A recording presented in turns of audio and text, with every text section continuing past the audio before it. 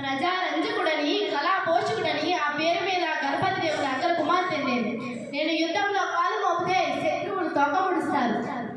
నా వీర గర్జన వింటే వారి పై ప్రాణాలు పైనే పోతాయి.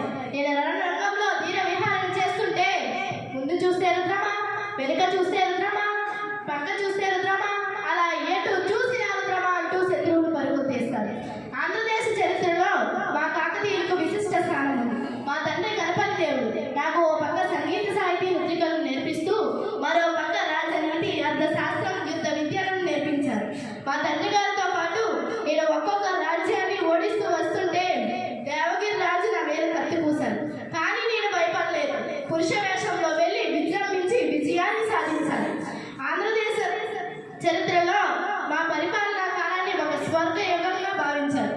శ్రీ విద్యా బాటలు వేయించాను, గోపురాలు కట్టించాను, కాలువలు తవ్వించాను. అలా అందరికీ నచ్చేలా ధైర్య శౌర్య సాహసాలతో ఆంధ్రదేశ చరిత్రలో రేవు చుక్కలా వెలుగాను. రుద్రమ్మదేవి